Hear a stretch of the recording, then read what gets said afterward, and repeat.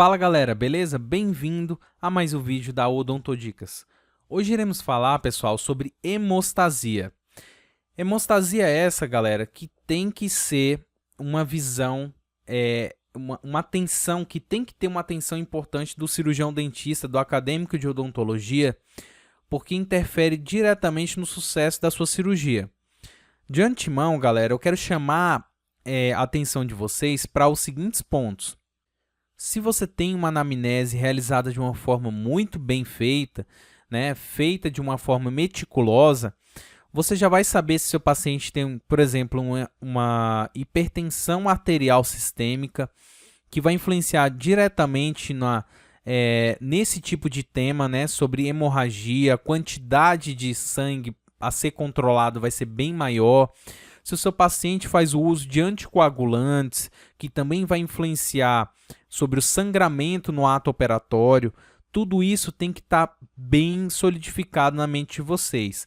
Uma anamnese bem feita, se você precisar enviar uma carta para o médico, solicitando a suspensão do uso de anticoagulantes por algum período pré-estabelecido ali para você realizar com margem de segurança, ou que você veja se esse paciente está sendo bem assistido pelo médico e que vai poder realizar o procedimento cirúrgico com segurança para que não tenha um quadro hemorrágico durante o processo operatório ali, a realização.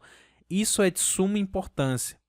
Agora vamos começar o vídeo para a gente poder tratar sobre esse tema ao longo dessa aulinha, beleza? Hemostasia. A manutenção de uma hemostasia meticulosa durante a cirurgia é necessária por razões importantes, tais como visibilidade diminuída que um sangramento descontrolado ocasiona.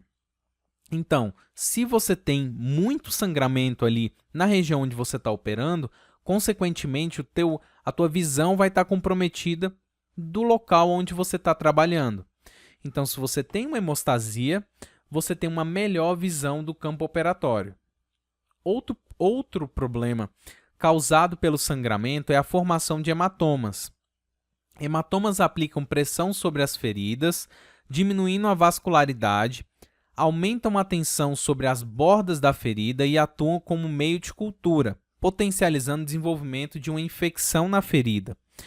A prevenção da perda excessiva de sangue durante a cirurgia é importante para preservar a capacidade do paciente de carrear oxigênio, porque estaremos ali comprometendo o número de hemácias, e as hemácias são responsáveis pelo carreamento de oxigênio no nosso corpo.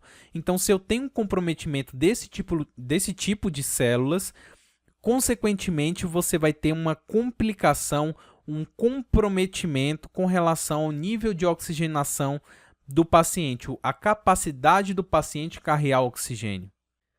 A hemostasia na ferida pode ser obtida de 4 maneiras, e eu vou falar decorrer um pouquinho sobre essas maneiras. Começando aqui, vamos trabalhar pela primeira maneira de obter uma hemostasia, auxiliando os mecanismos naturais hemostáticos. Então você vai auxiliar o próprio organismo a combater um processo hemorrágico. Mas como, Thiago, que eu vou poder ajudar o próprio organismo a combater esse tipo de quadro?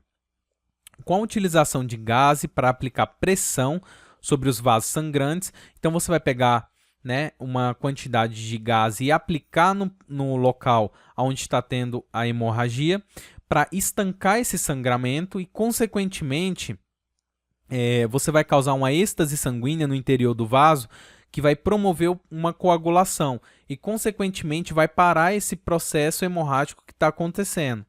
Mas também você pode usar uma pinça hemostática e pinçar esse vaso, que vai também causar uma êxtase sanguínea no interior do vaso, promovendo a formação de um coágulo e, consequentemente, estancando esse tipo de complicação, esse tipo de quadro clínico, um quadro hemorrágico.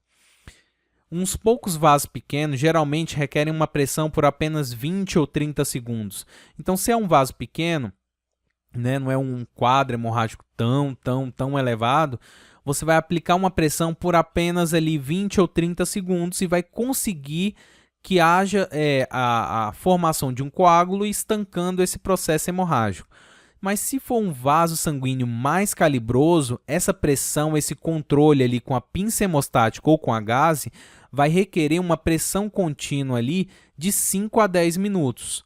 Tá bom? Durante o ato, você vai vendo, se você deixou 20, 30 segundos e ainda está sangrando bastante, você tem que aplicar uma pressão maior de 5 a 10 minutos para ter um controle daquele quadro hemorrágico. Para remover o sangue extravasado com as compressas de gaze, você deve ter um cuidado especial para você não desfazer aquilo que você conseguiu, né?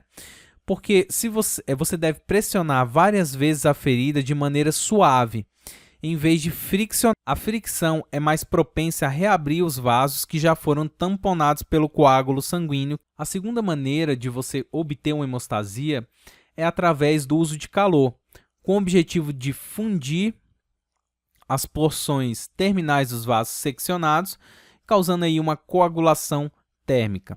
O calor é geralmente aplicado por meio de uma corrente elétrica que o cirurgião concentra sobre o vaso, né, que está sangrante, em sangramento ao segurá-lo com um instrumento de metal, tal como uma pinça hemostática, ou tocando diretamente o vaso com a ponta do eletrocautério, que é justamente o que você está vendo aqui, a pontinha, e tem uma ponta ali para você promover uma coagulação e a outra para corte.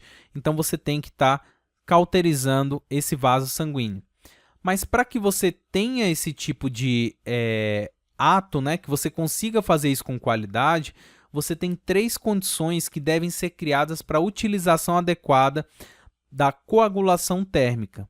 E vamos ver essas 3 condições dentro da segunda maneira de se obter uma hemostasia. Tá bom? Para vocês não se perderem. Ainda falando sobre a segunda, vamos falar sobre 3 condições para que a segunda forma de se obter uma hemostasia seja feita com qualidade e com segurança. Primeira condição, que o paciente deve estar conectado ao fio terra, ou seja, aterrado para permitir que a corrente entre em seu corpo. Tudo isso, né, como usa energia, vai gerar uma corrente. E justamente essa plaquinha tem que estar ligada em contato com o corpo do paciente, ligado no aparelho, para que essa corrente entre e saia do paciente, tá bom? Então tem que ser observado se o paciente está com esse tipo de aterramento. A ponta cauterizadora e qualquer instrumento de metal que entre em contato com a ponta cauterizadora não podem tocar o paciente em qualquer ponto que não seja o sítio onde está localizado o vaso sangrante. Então você tem que localizar o vaso sangrante, pinçar o vaso sangrante e aplicar essa ponta do eletrocautério no vaso sanguíneo, não é colocando esporadicamente em qualquer local. Localiza e toca no local, né? Não fora dele ou qualquer outro ponto, para poder ter esse tipo de controle do sangramento. Remoção de qualquer sangue ou fluido que tenha acumulado ao redor do vaso a ser cauterizado. Os fluidos atuam como um dreno de energia e dessa forma evitam que uma quantidade suficiente de calor alcance o vaso para promover o seu fechamento. Então você seca ali com o auxílio de uma gaze, vê da onde está vindo o sangramento, pinça, seca, tira qualquer fluido que possa atrapalhar e cauteriza aquela região, aquele vaso sanguíneo especificamente. Você pode utilizar um eletrocautério que vai ser ótimo para o controle dessa hemorragia que está havendo, porém você tem que ter cuidado. Você não pode tocar isso daqui, como eu citei na segunda condição, em qualquer local, porque você pode estar trabalhando próximo a nervos e gerar uma parestesia, gerar um comprometimento dos músculos da mímica facial ali e gerando uma lesão, né? Tendo uma iatrogenia no pós-operatório. Pessoal, vamos com calma, a gente pode utilizar, mas da forma correta, não de forma esporádica. A terceira maneira de se obter uma hemostasia que eu quero trabalhar com vocês é sobre a ligadura de vasos. Então você viu o vaso que está sangrante ali, conseguiu pinçar igual está aqui na imagem e você vai pegar com auxílio de porta-agulha e o fio de sutura e vai suturar esse vaso, né? Vai ligar esse vaso. Não suturar porque poderia estar tendo um vazamento, vocês podem entender errado, mas ligar esse vaso, justamente passar dessa forma que está aqui na imagem e fazer o movimento de sutura, né? E ligando esse vaso, e aí não vai ter como o sangue extravasar através dele aqui. A quarta e última, né, maneira de se obter uma hemostasia que eu vou trabalhar com vocês é através do emprego de substâncias vasoconstritoras. A epinefrina, pessoal, é útil como vasoconstritor de maneira mais efetiva quando empregada no sítio em que se deseja a vasoconstrição, pelo menos 7 minutos antes do início da cirurgia. Eu quis frisar aqui para vocês porque a epinefrina, né, a gente tem como característica de que dos anestésicos locais, a associação dele, né, eles ali num tubete anestésico, muitas vezes diluído na proporção de 1 para 100 mil, temos a epinefrina, assim como temos aqui na caixa da mepvacaína. E justamente na mepvacaína, por exemplo, você vai anestesiar em região de palato.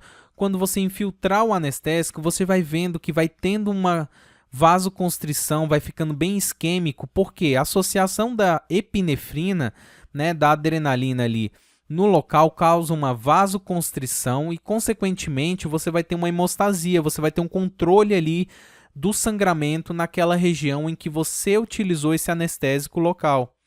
Entendeu? Você poderia simplesmente infiltrar na região onde você vai trabalhar você infiltrar com epinefrina para ter uma vasoconstrição? Sim, mas isso daí, no período de latência que vocês têm, né, do início, da onde você aplicou o anestésico para ele começar a surtir o efeito, que é chamado de período de latência, você já tem ação desse vasoconstritor, que é a adrenalina associado aos anestésicos locais. Acho que ficou bem legal essa associação e vocês conseguiram compreender de uma forma bem legal. Agora eu quero trabalhar com vocês alguns materiais que temos à nossa disposição, biocompatíveis, que nos auxiliam também no processo de conseguir uma hemostasia, de obter uma hemostasia. Temos as esponjas e uma espécie de membrana, né, de fita, que temos aí nas nossas listas de materiais aí quando vocês vão comprar aí para a faculdade, temos que ter também no consultório. O que é isso? O que é um Hemospon? A esponjinha, o tape, que é essa daqui, como se fosse uma membrana, lembrando uma membrana. O que é isso daí, pessoal? É uma esponja, fita hemostática de gelatina estéreo absorvível, né? Insolúvel em água, feita a partir de gelatina de pele de porco purificada e capaz de absorver até 45 vezes o seu peso em sangue. Então aí vai conseguir absorver bastante sangue ali que pode estar atrapalhando e você não está vendo o vaso que está sangrante ali. Então você pega esse tipo de esponja ou fita e coloca ali no alvéolo, pressiona ou coloca e ele vai absorver até 45 vezes o peso dessa esponjinha aqui em sangue. A capacidade absortiva da gelatina é dada em função do seu tamanho físico, aumentando proporcionalmente ao aumento do tamanho da esponja ou da fita da gelatina. Ou seja, quanto maior for essa esponja, maior for essa fita, maior vai ser a capacidade dela absorver esse sangue ali da região. O mecanismo de ação desse hemostático se dá através de suporte mecânico.